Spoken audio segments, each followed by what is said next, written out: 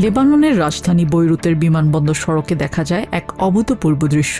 যে কেউ প্রথম দেখায় বুঝতেই পারবে না যে এটি বৈরুতের সড়ক নাকি তেহরানের রাজপথ। ইরান আমেরিকার সমঝোতায় লেবাননে যুদ্ধবিরতি কার্যকরের পর নতুন সর্বোচ্চ নেতা আয়াতুল্লাহ মোজতবা খামেনি এবং তার প্রয়াত পিতা আয়াতুল্লাহ আলী খামেনির ছবি সংবলিত বিশাল সব বিলবোর্ডে ছেয়ে গেছে বৈরুতের মহাসড়ক।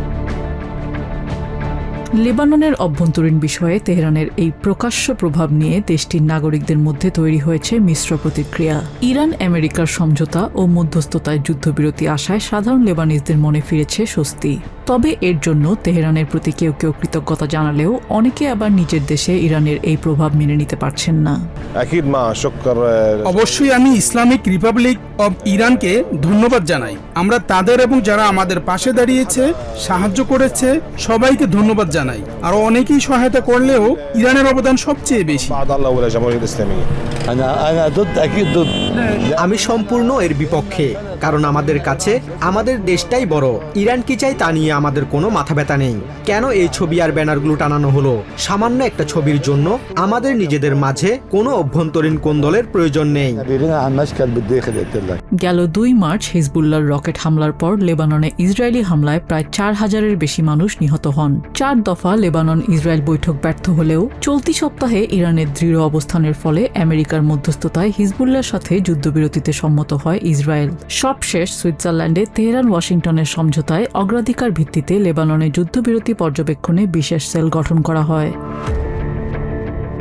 সুইজারল্যান্ডের বুর্গেনস্টকে চতুর্মুখী শান্তি আলোচনা শেষে ওমান ফেরার পথে ইরানের শীর্ষ আলোচক মোহাম্মদ বাঘের গালিবাফ জানান, লেবাননের সার্বভৌমত্ব রক্ষা করেই ওয়াশিংটনের সাথে চূড়ান্ত চুক্তিতে পৌঁছাতে চায় তেহরান।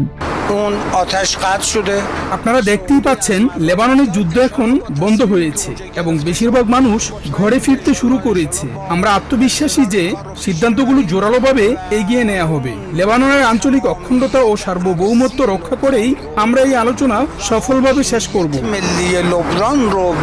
সার্বভৌমত্ব রক্ষা বনাম আঞ্চলিক ভূরাজনীতি। যুদ্ধবিরতির স্বস্তির মাঝেও ইরানের এই প্রকাশ্য প্রভাব লেবাননের অভ্যন্তরীণ রাজনীতিকে নতুন করে উত্তপ্ত করে তুলছে।